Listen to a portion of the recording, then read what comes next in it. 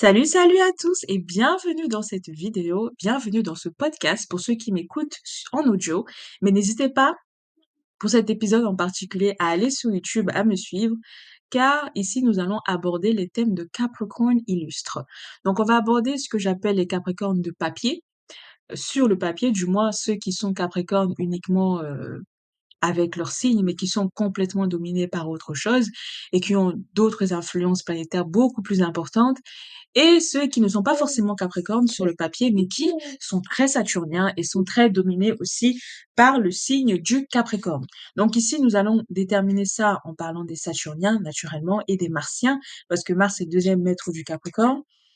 Et donc, nous allons regarder des personnes qui peuvent être considérées comme saturniennes, qui parfois sont plus Capricornes que certains Capricornes solaires ou ascendants, et aussi aussi voir, voilà, quels sont les dominantes de leur thème. Et on va faire quelques commentaires rapides, très rapides sur certains des thèmes que je connais déjà. Donc, ce sont des thèmes que j'ai choisis au hasard en faisant des recherches sur certains critères sur AstroThème et et de mémoire avec d'autres thèmes que j'avais envie de vous présenter. Et puis voilà, ce n'est pas une interprétation de thème, on va pas parler en profondeur des personnes que j'ai mentionnées.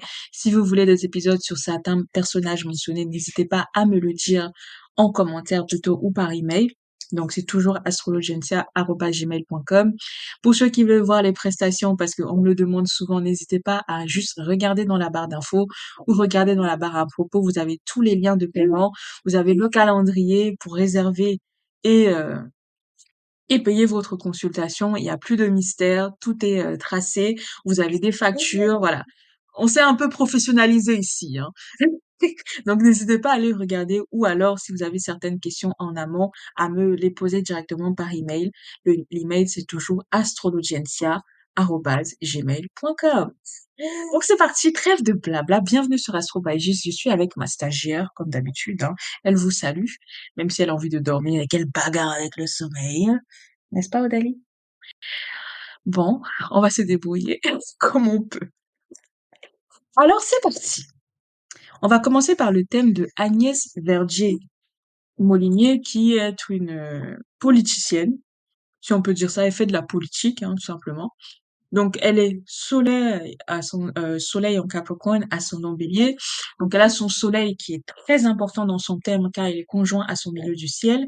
Le soleil en Capricorne et Mars en Capricorne d'ailleurs. Soleil-Mars qui sont les maîtres du tadadada, pour ceux qui ont suivi les dominantes astrologiques, tadadada, Bélier. Et donc, elle a la maison 1 qui est extrêmement importante pour elle, pour sa carrière, sa personnalité compte énormément, son physique aussi, pour sa vie. Donc, je pense qu'elle a une santé, on peut dire de fer, hein, avec un Soleil Mars en conjonction comme ça. Donc, super, Mars exalté, maître de l'ascendant. Et donc, les dominantes de son thème respectivement sont bien évidemment le Soleil, donc il faudra suivre ses mouvements. Ensuite, c'est Mars, qui est un maître de l'ascendant. Et enfin, Saturne, évidemment, car il est maître du milieu du ciel et de Mars. Et Mars et le Soleil lui sont soumis, si on peut dire ça. Sans compter aussi la conjonction Vénus-Uranus de l'autre côté en Scorpion. Ouh, ouh. Elle a dû avoir, si elle a des enfants, je pense qu'elle a dû avoir des problèmes gynécologiques. Bon. Donc voilà pour ce qui est de Agnès Verdier-Molinier. Ensuite, là on est sur le thème de qui est, Seigneur. Attends. Je voyais pas, c'est le thème de qui. Alors, là on continue. Ça c'est le thème de qui? Ah non, là c'est Gérard Depardieu. Bon, on va faire dans l'ordre, hein, peu importe. Donc Gérard Depardieu, vous voyez son thème ici. Donc Gérard Depardieu, il est Soleil en Capricorne, il a le Soleil qui est dans sa maison 1. Et vous voyez en fait Gérard Depardieu, donc ses dominantes sont Neptune, non, Uranus d'abord. Le Soleil, vous voyez qu'il est là, mais il n'est pas forcément dominant du tout. Donc c'est pas un solaire. C'est d'ailleurs ça m'aide aussi à voilà, ça vous aide aussi quand vous regardez les thèmes à voir quel astre domine le plus pour savoir voilà est-ce que c'est un martien, est-ce que c'est un lunaire, etc. Donc lui il est un uranien certainement puisque Uranus est là. Et c'est très certainement aussi un Saturnien, parce que vous avez un, 2, 3, 4 astres dans le signe du Capricorne. Et le maître du Capricorne, comme je vous avais dit quand on recherche les dominantes, c'est Saturne. Donc naturellement, Saturne est aussi dominant. Mais, entre Uranus et Saturne, il y a Jupiter qui lui est conjoint, comme vous le savez, à un luminaire qui est son soleil. Et donc, Gérard Depardieu, c'est un Uranien, c'est un Jupitérien et c'est un Saturnien, avec ces tamas en Capricorne. Ensuite, vous avez ici, là, je sais même pas qui c'est. Alors, qui c'est? Jean-Luc Lahaye. Donc, a priori, je ne sais pas qui c'est. Je sais qu'il est français, ça c'est sûr. Donc, vous avez Jean-Luc Lahaye qui a le soleil en Capricorne aussi et qui a Saturne dominant. Donc, Saturne qui est en plus exalté et culminant à son milieu du ciel. Donc, par ordre, il a Neptune qui est dominant, parce que Neptune est exactement sur la conjonction du milieu du ciel. Ensuite, il a Saturne, le maître de son soleil. Et en dernier, qu'est-ce que je dirais? Tu ce que tu dirais, toi? Qu'est-ce que tu dirais, toi? Hein? Tu dirais? Je pense que je dirais, bon, je sais pas ce que vous en pensez. Je dirais oui. Neptune, Saturne et, il faut voir pour le deuxième, je pense que ce serait Uranus, a priori. Pourquoi pas? Uranus? Ou Pluton, hein? Pluton. C'est à voir. Ensuite, vous avez, oh là là, Jean Racine. Donc on était sur le thème de qui? Ah oui, Jean Racine, donc qui est un écrivain que je connais bien. Il a le soleil culminant en Capricorne, il est ascendant Bélier aussi, et donc il a en deuxième, je pense qu'on peut dire Vénus, par conjointe à la Lune. Et pourquoi je l'ai pris? Ah oui, parce que son soleil est très important. Donc vous voyez qu'il a le soleil en Capricorne, certes, mais Saturne n'est pas franchement très important dans son thème, hein, malgré tout. Saturne est, ça, il est dignifié là-bas de l'autre côté. Mars, il fait sa vie. Tout ce qu'on peut dire, c'est que les maîtres du Capricorne sont à domicile. Vous avez Mars en Scorpion et Saturne en Verseau. Euh, voilà, ça c'est plutôt bien. Ils font un bon aspect tous les deux. Non, ils font un carré. Ah oui, les maîtres du Capricorne sont en carré aussi. Donc ça, oui, ça met en relief ça met en relief la maison 10, donc le Capricorne. Mais voilà, Saturne n'est pas franchement très important dans son thème. Et c'est plus Jupiter et les maîtres du Scorpion, a priori. On continue. Ensuite, vous avez Jeff Bezos, le Capricorne que tous les entrepreneurs ou les aspirants entrepreneurs aiment bien citer pour se vanter un peu des capacités entrepreneuriales de Capricorne. Et je dois vous avouer que moi aussi, je l'ai fait. Mais quand on regarde le thème de plus près de Jeff Bezos, vous vous rendez compte que son soleil est certes un des astres les plus hauts de son thème, mais c'est pas le plus. Le plus haut, c'est Mercure. Donc c'est Mercure qui en plus est conjoint à sa lune. Mercure est particulièrement important, Mars aussi, Mars en Capricorne qui est exalté, donc c'est quelqu'un qui a une forme physique incroyable. Euh, et,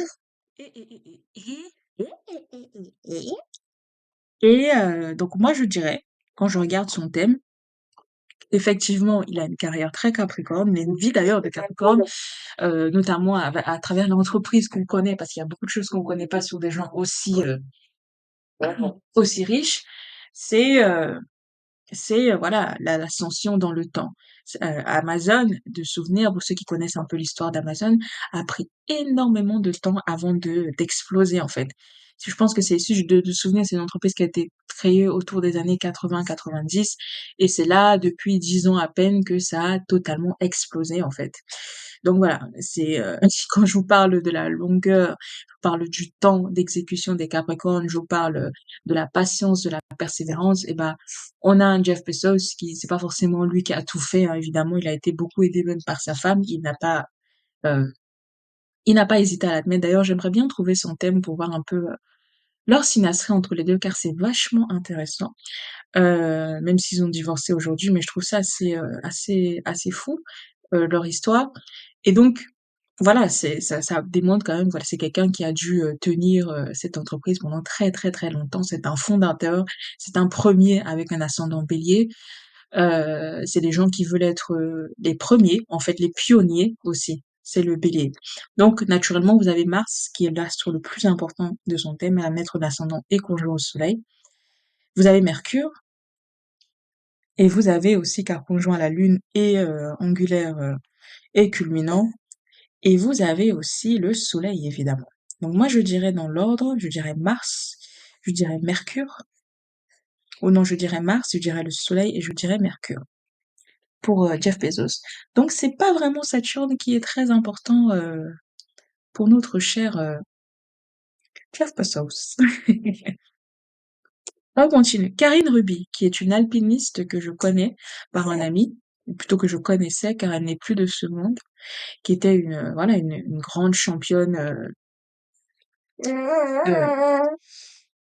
de snowboard, etc. Franchement, une personne exceptionnelle. J'adorais étudier son thème. Je le ferais d'ailleurs lors, dans un livre, en fait. Parce qu'elle le mérite totalement. Donc, vous avez ici, elle a le milieu du ciel en Capricorne, elle a le soleil en Capricorne, à 14 degrés Capricorne, et l'astre le plus haut de son thème, c'est Vénus. Vénus en Capricorne, comme moi d'ailleurs. C'est fou, on a une conjonction exacte soleil-Vénus. Waouh, incroyable. Donc, comme quoi, il n'y a pas de hasard dans la vie. Là, donc ici c'est Vénus, mais vous avez aussi Saturne qui est en exil. Si je me trompe pas, non, il est en Vierge plutôt. Mais il est à la limite de l'exil, hein, Saturne. Et vous avez Saturne en fait qui est l'astre le plus important de son thème. Et elle tombe totalement dans le symbolisme du Capricorne car elle faisait des sports d'hiver. J'en avais parlé quand j'ai fait le solaire en Capricorne. C'est quelqu'un qui n'a fait que être première, qui a beaucoup de titres de championne. Et ça, c'est vraiment symbolisé par son thème avec son maître de l'ascendant qui est Mars déjà le premier signe et en plus en maison 5. Donc les reconnaissances, les distinctions, la maison 5 et par la position, donc position de première par l'ascendant bélier, etc., etc. C'était vraiment quelqu'un d'assez incroyable. Elle a, voilà. Après aussi, elle a les maîtres du Scorpion, donc Pluton et Uranus qui sont un aspect exact, Pluton qui est en chute et Uranus qui est exalté. Euh, Qu'est-ce qu'elle a d'autre de remarquable dans son thème? Elle a, elle a Jupiter en exil. Voilà, c'était quand même quelqu'un, c'était quelqu'un. C'était quelqu'un qui arrive. Mais je le ferai un autre moment. Ensuite, vous avez Kate Moss. On n'a pas beaucoup de mannequins Capricorn, donc on prend ce qu'on a. Très, très belle. Elle a donc le soleil culminant en Capricorne, vous avez à 25 degrés Capricorne, sur le milieu du ciel. Donc, le soleil, donc ça fait d'elle une solaire, pas une saturnienne forcément. Euh, et donc, le maître de l'ascendant, c'est Vénus. Vénus est conjointe d'ailleurs à Mercure assez large. Donc, ce serait le Soleil qui serait dominant, ce serait Vénus, naturellement, et Mercure. Ouais.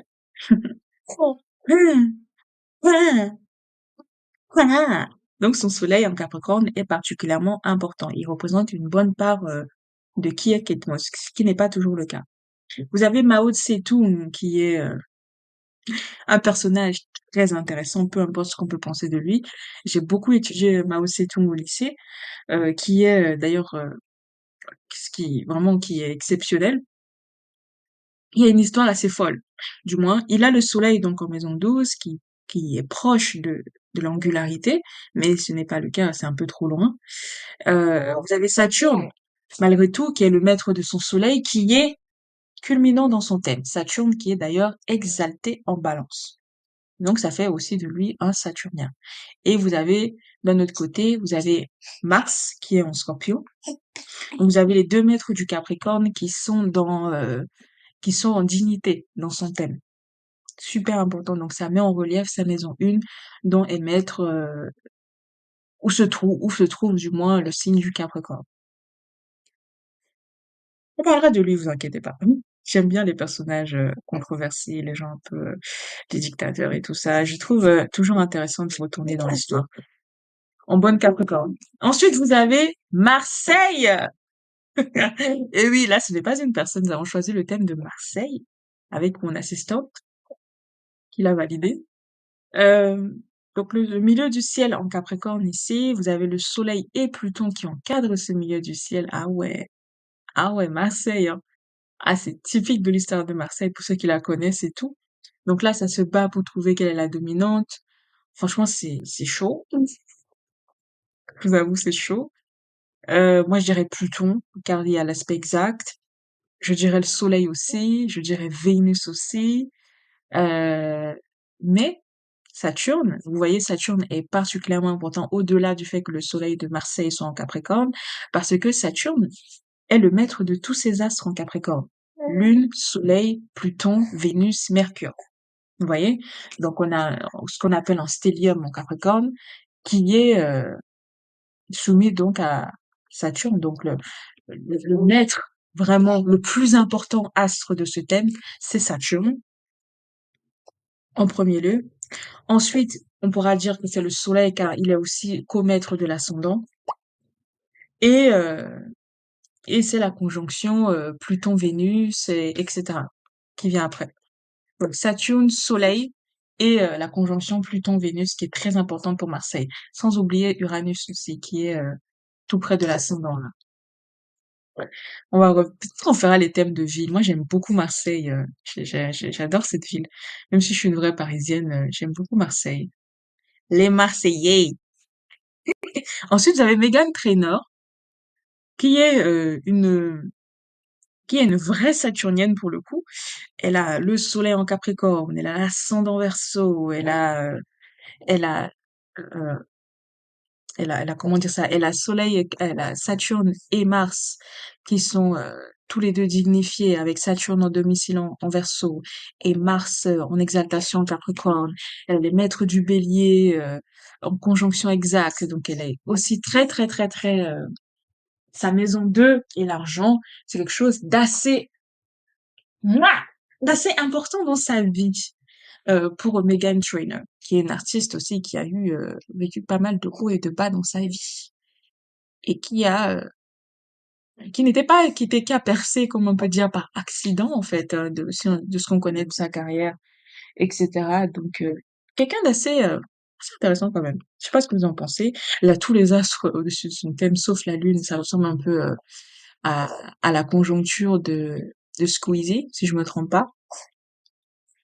C'est un peu intéressant. Il avait aussi la Lune ici en bas, en Taureau, si je me trompe pas. Et là, il a bien la Lune ici en maison 2 et en Verseau.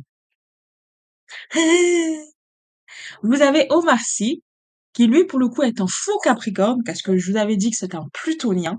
Donc, vous avez Pluton, là, angulaire à l'ascendant. Vous avez Mars, qui est de l'autre côté, en Lion. Pluton chute, vous avez Mars en Lion. Vous avez, ok, la conjonction Soleil-Vénus en Capricorne, soumise donc à Saturne en Lion. Donc, on a un Saturne en exil. Euh, voilà, c'est un faux Capricorne, car Saturne n'est pas particulièrement important dans son thème. L'astre le plus important, c'est Pluton. Après, je dirais, c'est la conjonction Soleil-Vénus. Et peut-être qu'après, c'est Saturne, car il est le maître de cette conjonction. Et quoique Saturne est deuxième plus important, car Saturne est le comètre de l'ascendant. Donc, on va dire Pluton, on va dire Vénus, car conjointe au Soleil, et ensuite, on va dire Saturne, car deuxième maître de l'ascendant. Ensuite, vous avez R. Kelly, qui reste un artiste, hein, quoi qu'on en dise. C'est un bosseur, ce mec. Vous avez un thème vachement intéressant d'un point de vue symbolique. Franchement, je peux pas parler d'R. Kelly en public, no shade. Je sais que voilà, il a été condamné pour des choses assez dégueulasses Et il y a beaucoup de choses à dire sur le symbolisme de son thème et tout ce qu'il a fait dans sa vie personnelle, mais aussi en tant qu'artiste. Donc, il y a tellement de choses à dire sur R. Kelly. C'est vraiment quelqu'un qui a marqué l'histoire, en fait, dans tous les sens du terme, dans le mauvais, malheureusement. Vous avez ici le soleil en Capricorne à 18 degrés qui est proche du milieu du ciel. Vous avez Vénus qui est l'astre le plus important de son thème. Et ça tombe bien car c'est un musicien, c'est quelqu'un qui utilise sa voix. Vous avez... ça va pas ou quoi? Vous avez l'ascendant en taureau qui est donc soumis à Vénus, qui est culminante. Ça tombe bien, c'est un chanteur. Vous avez... donc Vénus est très importante pour lui. Pourquoi je vous ai pris son thème? Je ne vois pas trop là. Parce que là, les signes mis en relief, c'est plutôt le Verseau. On a Saturne et Uranus qui sont en aspect exact.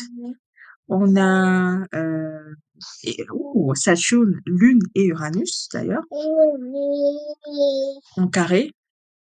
Super intéressant.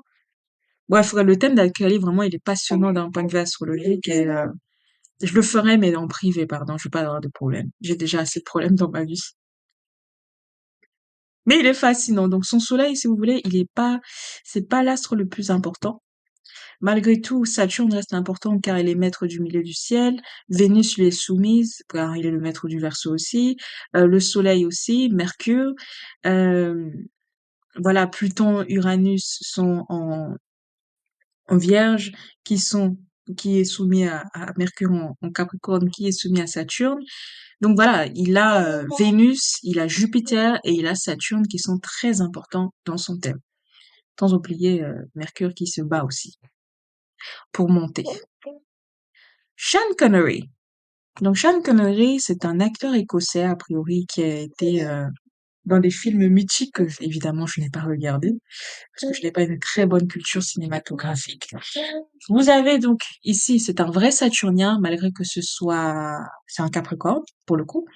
Donc il a le Soleil en Capricorne conjoint à Mars. Donc vous avez la maison 2 ici et aussi qui est mise en relief. Alors ça ressemble au thème de Meghan Trainor, ça. C'est pas ce qu'on vient de voir? Wait a minute.